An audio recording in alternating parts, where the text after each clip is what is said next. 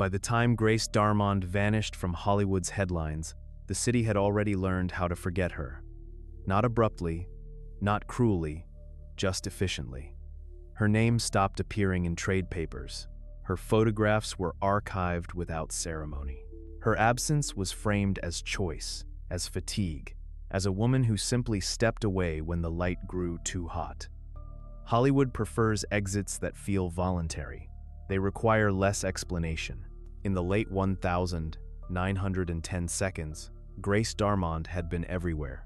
A familiar face in silent melodramas, her screen presence carried a sharpness that resisted softness.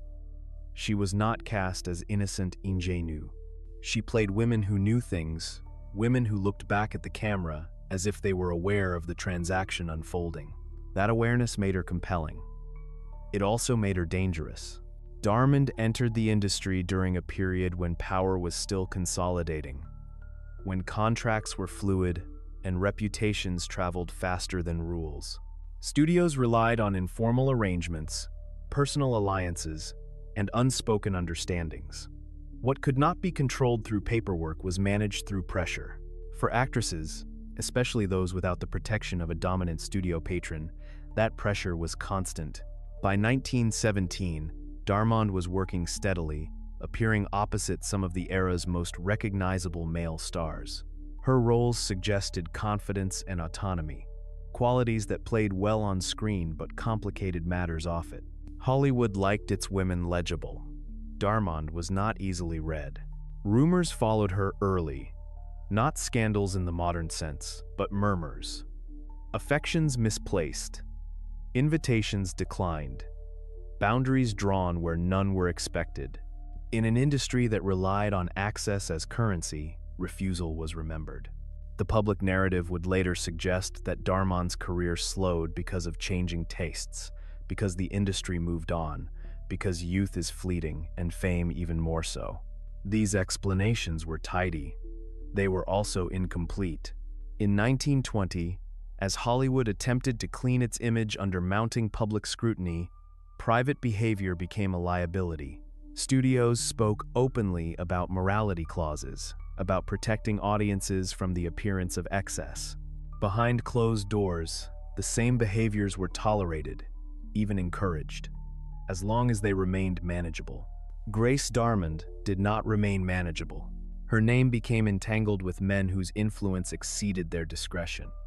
Affairs, real or implied, were less the issue than who controlled the narrative around them. In Hollywood, power determined not only what happened, but how it was remembered.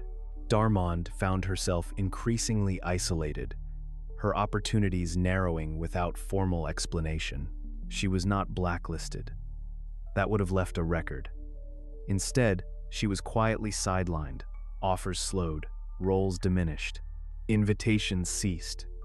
The industry did not announce her fall. It simply stepped back and allowed gravity to do the work. By the mid-1920 seconds, Darmond's appearances were sporadic. When she did work, it was often in productions that carried less prestige, less visibility. The shift was subtle enough to avoid scrutiny. To the public, she had not been punished. She had merely faded. Hollywood understood the value of ambiguity. Behind the scenes, the atmosphere was colder. Darmond was described as difficult, as temperamental, as someone who did not understand how things were done. These labels were not formal accusations. They were signals, warnings passed quietly from one office to another. Once attached, they rarely required evidence. She watched her peers advance, watched younger actresses step into roles that might have been hers. The industry did not deny her talent. It simply stopped investing in it. For a woman without institutional protection, this withdrawal was devastating. What made Darmond's disappearance particularly effective was its ordinariness. There was no public scandal to dissect, no dramatic incident to anchor memory. Her exit unfolded over years, disguised as decline. By the time she stopped appearing altogether, the narrative had already been written. She lived on the margins of the industry she had helped populate. Working occasionally, remembered selectively, Her name lingered just long enough to feel familiar, not long enough to inspire inquiry. Hollywood's silence was not accidental. It was strategic. Grace Darmond did not disappear because she lacked talent or resilience. She disappeared because she occupied a space Hollywood could not comfortably define a woman who had seen too much, refused too much, and belonged too little to anyone willing to protect her. Her story, as it would later be told, was softened, reduced to footnotes, a cautionary tale without a clear lesson. What was never fully acknowledged was how deliberate the forgetting had been.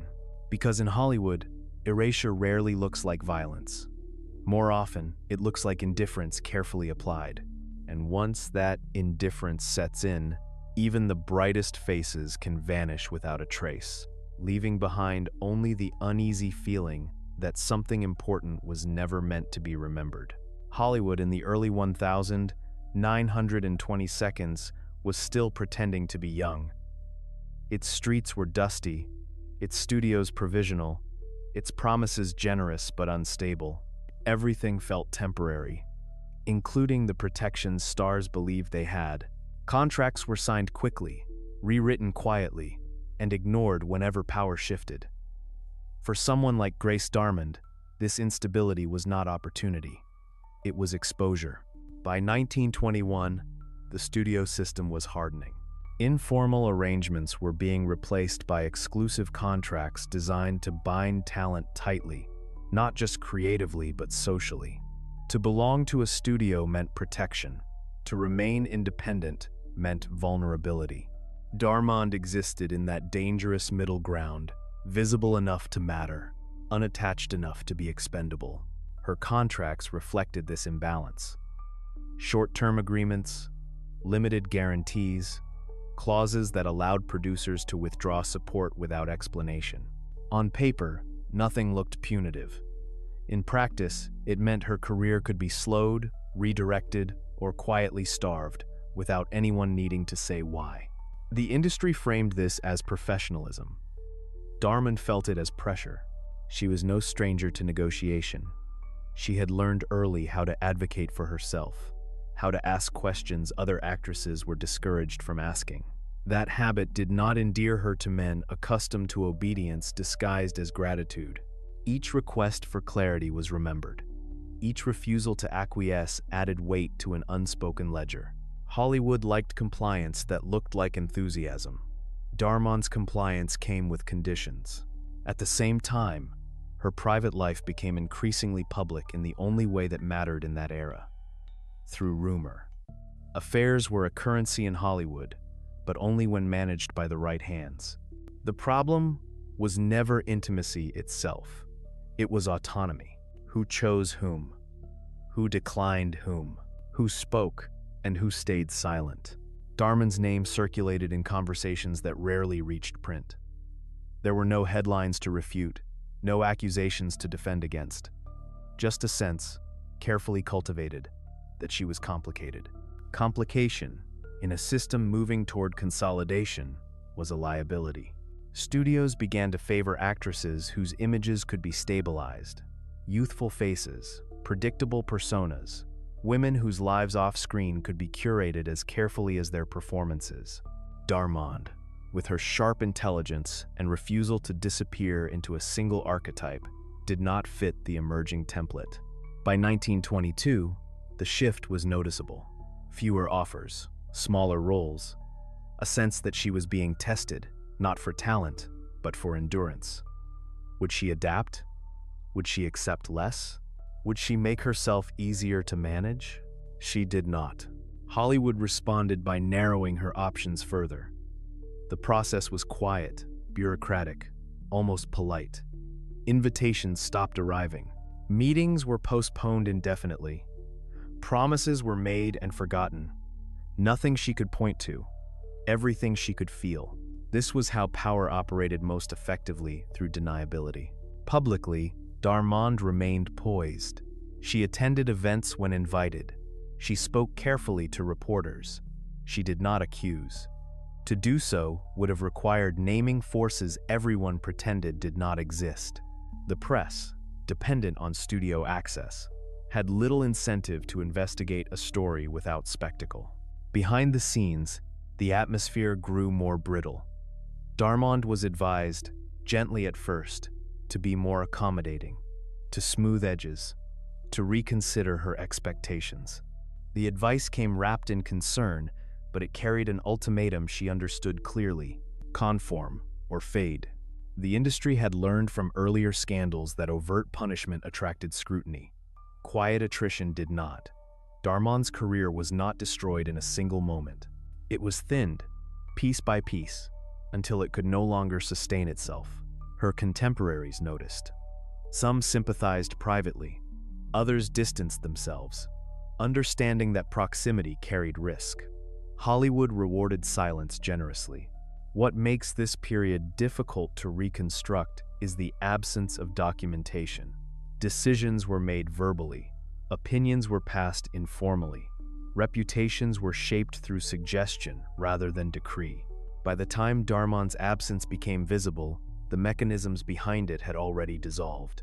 History would later describe her decline as natural, the result of changing tastes, the inevitable fate of a silent-era actress who failed to transition successfully. These explanations were convenient. They absolved everyone involved. They also ignored the reality that careers do not simply evaporate without cause. Grace Darmond did not lose her place because audiences rejected her. She lost it because Hollywood recalibrated its priorities and found her insufficiently pliable. The contracts that once promised opportunity became instruments of control, written loosely enough to permit abandonment without accountability. By the time she realized how thoroughly the ground had shifted beneath her, there was nowhere stable left to stand. Hollywood had not expelled her. It had simply stopped holding the door open. And in an industry built on momentum, that was enough to ensure she would never find her way back inside. Hollywood did not invent scandal, but it perfected its management. By the time Grace Darmond's name began circulating in quieter, more cautious conversations, the industry had already learned how to let rumor do the work of punishment. Nothing needed to be proven. Nothing needed to be printed. All that was required was consensus. The affair, if it was an affair, was never officially acknowledged. That was its power. It existed in glances held a second too long, in invitations, extended and then withdrawn, in sudden hesitations when her name was mentioned in rooms where decisions were made. Everyone seemed to know, and no one could say exactly what they knew. This ambiguity was not accidental. Hollywood thrived on it. In the early 1920s, personal relationships were inseparable from professional survival. Access to roles flowed through social proximity. To be favored was to be seen. To be seen was to be invited. Darmond, once a fixture at these informal gatherings, found herself increasingly peripheral. The shift was subtle enough to deny, decisive enough to matter. Men with influence enjoyed discretion as a privilege. Women bore it as a condition. Darmond's perceived transgression was not moral in the public sense. It was procedural. She had disrupted the expected order of secrecy and gratitude. Whether she had spoken out of turn, refused silence, or simply been associated too closely with the wrong figure was almost irrelevant. The effect was the same. Hollywood responded with what it always used best: suggestion. Producers did not accuse. They hesitated. Directors did not reject her outright. They delayed. Casting offices stopped returning calls. The message was delivered without words. Grace Darmond had become inconvenient. The press, which might have provided clarity, offered only obfuscation. Trade publications framed her absence as a shift in market demand. Popular magazines moved on to younger faces. There was no exposé, no moment of public reckoning. Her story was never dramatic enough to warrant outrage. This was precisely the point. In private, Darmond was advised to be careful, to lower her profile, to wait. The advice was contradictory by design. Waiting did not restore access. Lowering visibility did not invite protection. The industry expected contrition without ever stating the offense. She complied where she could. She remained composed in public. She avoided confrontation. She did not name names. Each concession, however, was met with further distance. Hollywood's appetite for obedience was never satisfied. It only recalibrated. The affair became a ghost story, something whispered about but never confronted. It allowed those in power to maintain plausible innocence. Nothing had happened, and yet everything had changed. What made the situation especially isolating was the lack of a clear adversary. There was no single figure to confront, no contract to dispute, no accusation to disprove. Darmond was trapped in a system that operated through implication. Fighting implication required visibility she no longer had. Her peers understood the danger. Some distanced themselves quietly. Others offered sympathy without advocacy. No one wanted to be associated with a problem that had no official shape. Silence was safer. Hollywood would later frame this period as one of personal decline. A star unable to adapt. A woman overtaken by time. These explanations preserved the industry's self-image while erasing the mechanisms that had orchestrated her disappearance. The truth was more unsettling. Darmond had not been undone by a scandal so much as by the refusal to define it. The absence of specifics made defense impossible. How do you refute a rumor without edges? How do you apologize for an offense no one will name? She learned quickly that clarity was not coming. The industry had moved on, and it expected her to do the same. The unspoken rule was simple: leave quietly, and history will be kind. Grace Darmond did not leave loudly. She did not stage an exit. She simply found herself no longer present. Years later, when her name resurfaced in brief retrospectives, the language remained cautious. There were hints of controversy, vague references to personal choices, suggestions that her career had been complicated by temperament. The affair, whatever its reality, was never examined. Hollywood prefers its ghosts intact.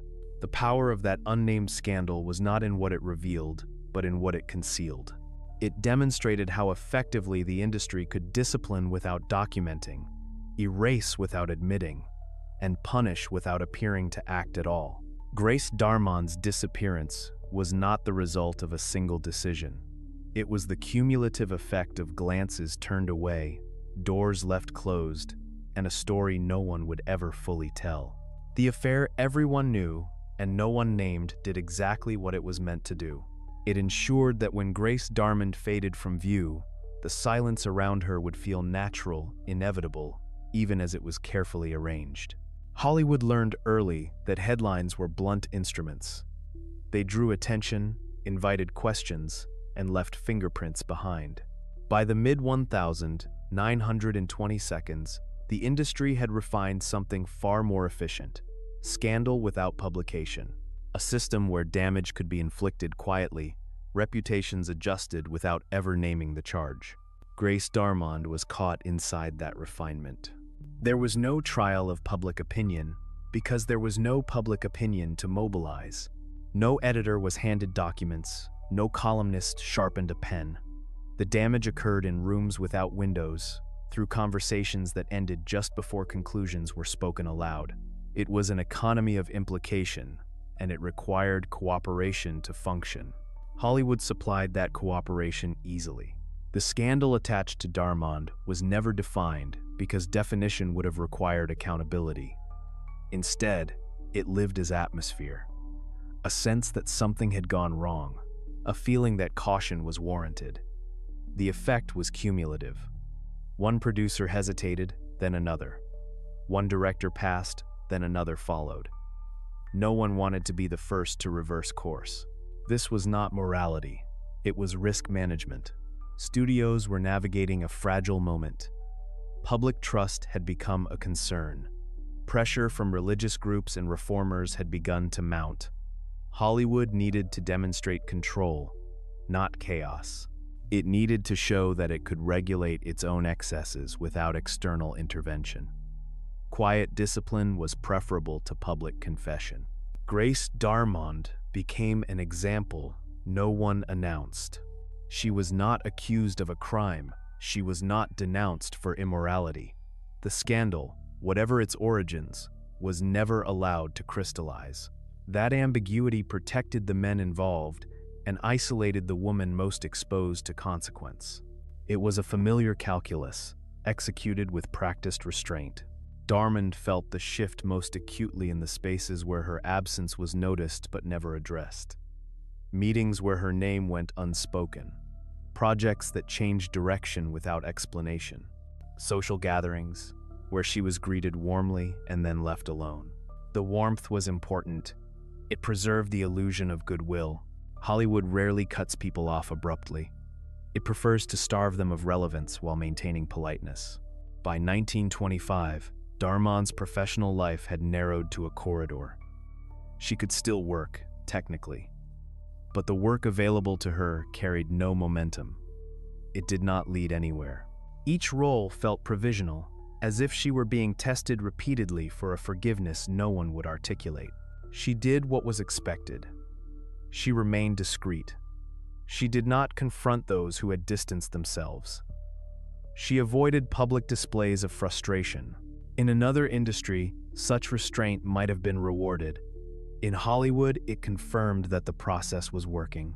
The scandal's true function was not to punish Darmond for what she had done, but to signal to others what could be done to them. It reinforced compliance through example. You could be removed without accusation. Your career could be redirected without appeal. All it took was consensus. The press continued to play its part by omission. Darmond's dwindling presence was explained away through familiar tropes.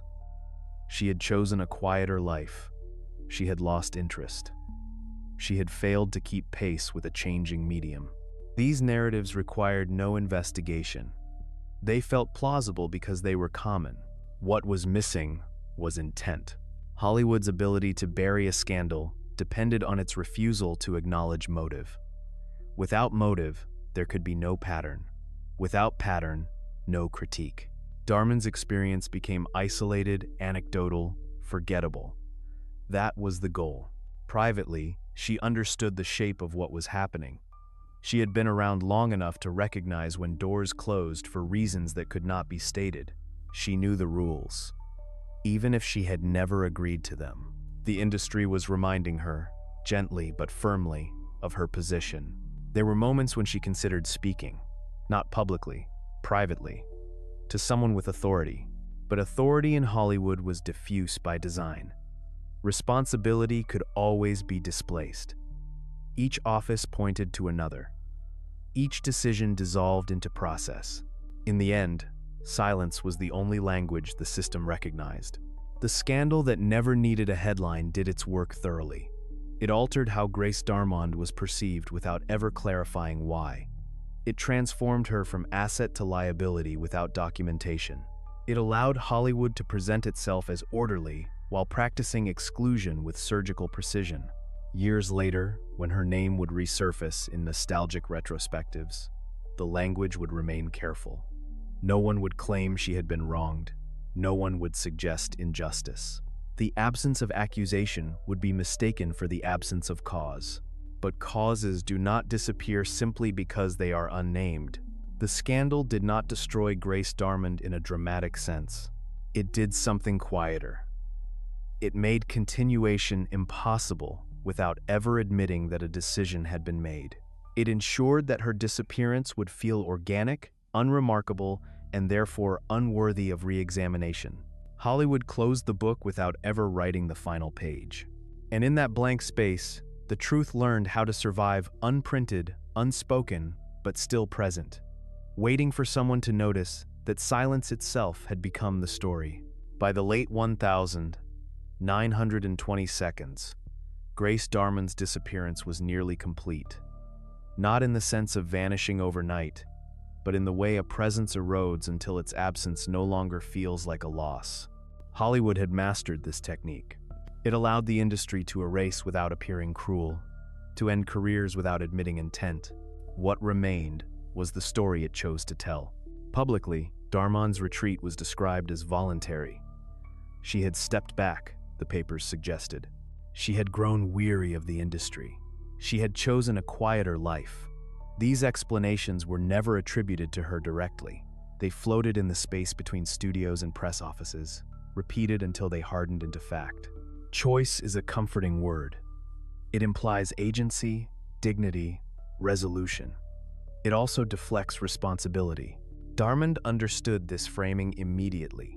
It was the final maneuver. After years of narrowing options, Hollywood now offered her a narrative that absolved everyone involved. If she accepted it, her disappearance would seem natural. If she resisted it, she would appear ungrateful, unstable, or worse, bitter. She accepted it outwardly. There was little alternative. The roles that reached her desk by this point were sparse and inconsequential. The silent era itself was nearing its end, and studios were already repositioning for sound. Younger actresses, unburdened by rumor and easier to mold, were being groomed for longevity. Darmond was not included in those plans. She had become an artifact of an earlier configuration, useful once, inconvenient now. Her final screen appearances carried none of the momentum that had once defined her career. They felt like obligations fulfilled rather than opportunities extended. No publicity campaigns followed. No narratives of resurgence were constructed. Hollywood had already decided how her story would conclude. Behind the scenes, Darmond faced the practical consequences of erasure. Financial instability, the loss of professional identity, the slow recalibration required when a life built around visibility is forced into anonymity. These were not struggles Hollywood documented.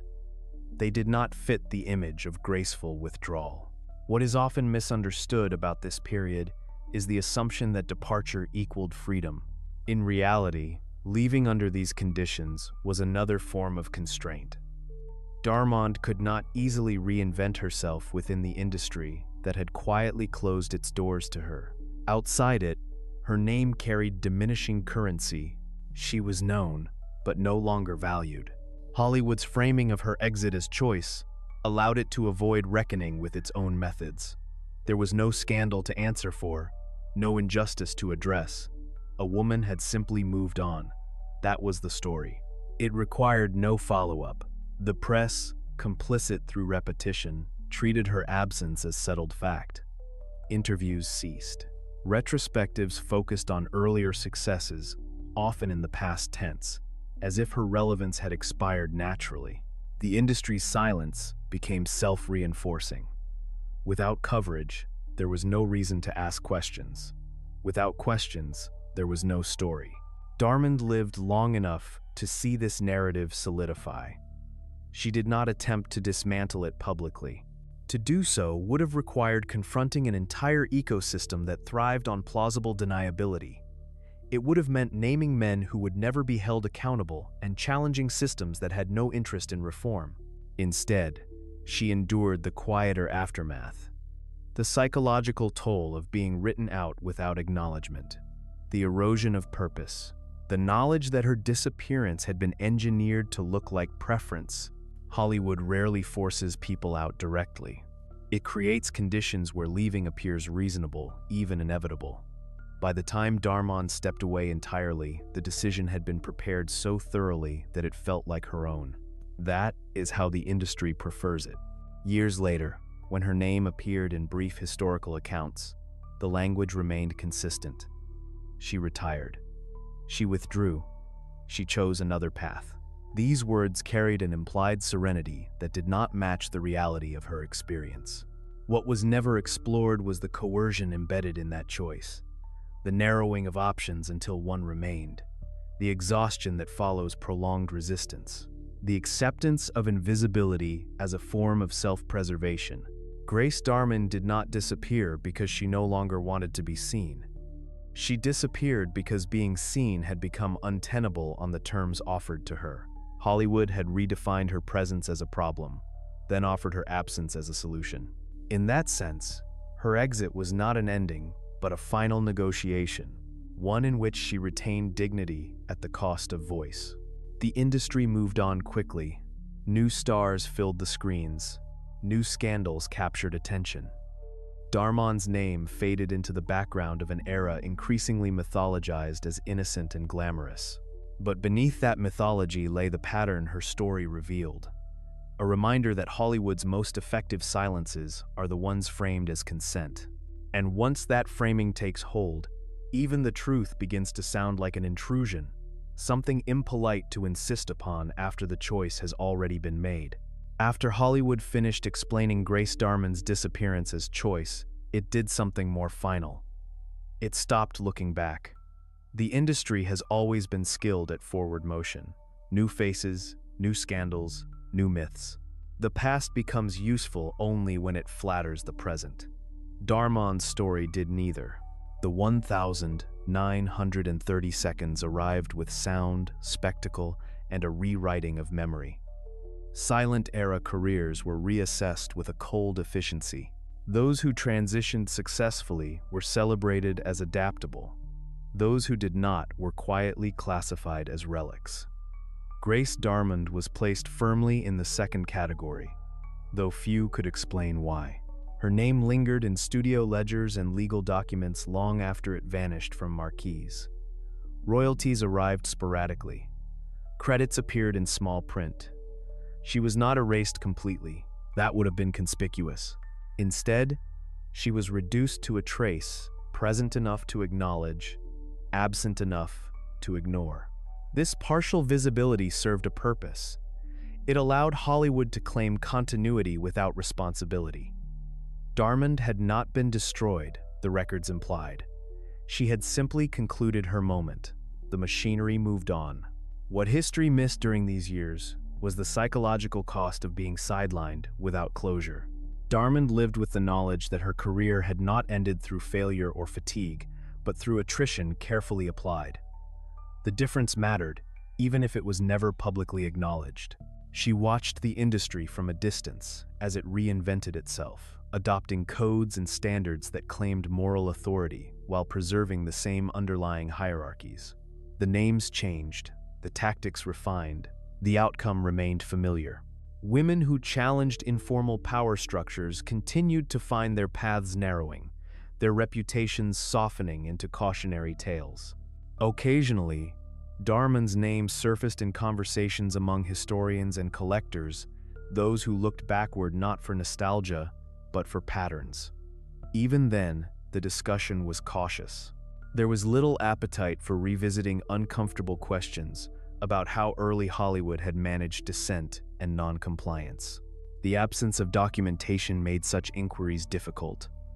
Darmond had left no manifesto, no public account of grievance. Her restraint, once a survival strategy, became an obstacle to re-examination. Without testimony, the system that had shaped her fate remained abstract, deniable. Hollywood benefits from this abstraction. It allows individuals to be framed as exceptions rather than evidence. Darmond's disappearance could be treated as unfortunate but isolated, a story without implications beyond itself. Yet her experience echoed those of others whose names never fully resurfaced. Careers redirected, reputations dulled, choices constrained until silence seemed preferable to struggle. These were not anomalies. They were mechanisms. The longer Darmond lived outside the industry's gaze, the easier it became to forget her as a person rather than an entry in a filmography. She was spoken of in the past tense, as if her relevance had expired along with silent film. The industry's refusal to interrogate its own history ensured that such simplifications persisted.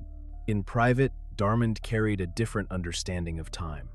The years after Hollywood were not empty. They were marked by adaptation, endurance, and the quiet labor of redefining identity after visibility has been withdrawn. This work rarely attracts attention. It does not produce legends, but it reveals something essential about power. Hollywood's greatest control is exercised not through overt punishment, but through neglect, normalized as progress. Once a story is framed as complete, revisiting it feels unnecessary, even impolite. Darmond's life became a closed chapter not because it had been resolved, but because it no longer served the industry's self-image. The press, which might have reopened that chapter, found no incentive to do so. Nostalgia favored triumphs. Tragedy required spectacle. Darmond's story offered neither. It was too procedural, too quiet, too implicating. So history looked past her. Decades later, when scholars attempted to reconstruct early Hollywood's power dynamics, Darmond appeared as a footnote, an example of the many who faded. The language remained passive. She was lost. She fell away. She left the screen. Each phrase avoided agency, avoided causation. What these phrases concealed was a deliberate forgetting. Not an erasure of records, but an erosion of context. Without context, questions dissolve. Without questions, systems persist unchallenged. Grace Darmond lived in the aftermath of that forgetting, aware that her absence had been transformed into explanation.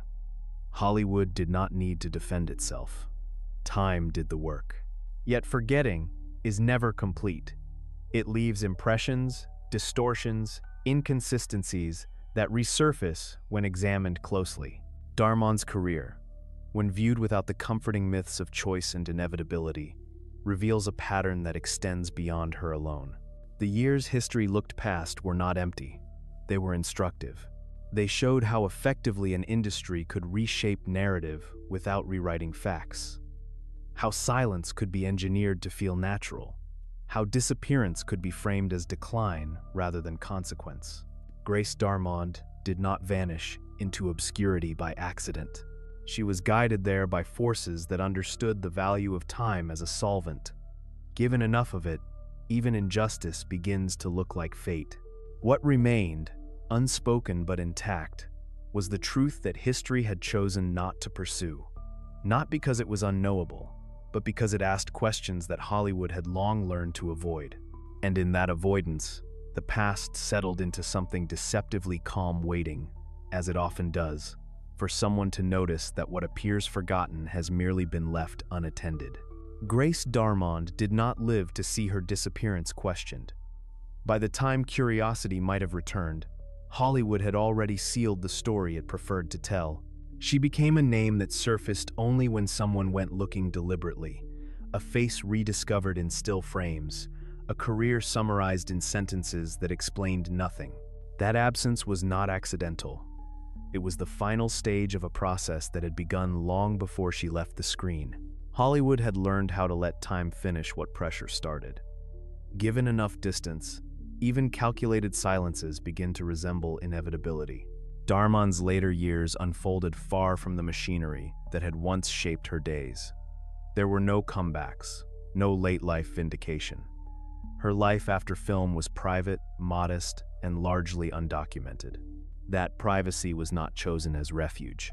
It was inherited as consequence. The industry that had framed her exit as choice had no interest in revisiting her once she could no longer reflect its self-image. When she died in 1963, there was no reassessment, no major obituary, no industry reckoning. Her passing was acknowledged quietly, if at all. The silence that had followed her out of Hollywood closed behind her without ceremony. What remained was a record that appeared intact but explained nothing. Filmographies listed titles. Archives preserved photographs. Dates were accurate. Facts were correct. Meaning was absent. This is how erasure often survives scrutiny, not by destroying evidence, but by withholding interpretation. Years later, when historians began re-examining early Hollywood with sharper questions, Grace Darmond's career began to look less like an anomaly and more like a template. The same pattern appeared again and again. Women whose careers ended without scandal, but also without explanation. Men whose names never suffered despite proximity to controversy. Studios that spoke fluently about morality while practicing discretion selectively. Darmond's story fit too well to be coincidence. The pattern revealed itself in what was missing. No clear incident, no definitive accusation, just a convergence of power, rumor, and withdrawal that left one person isolated and the system untouched. It was efficient precisely because it left nothing to litigate. Hollywood had perfected this long before the public learned to recognize it. It did not need to destroy reputations. It only needed to stop supporting them. Grace Darmond was not silenced because she spoke too loudly. She was silenced because she existed in a position that threatened to expose how influence actually worked.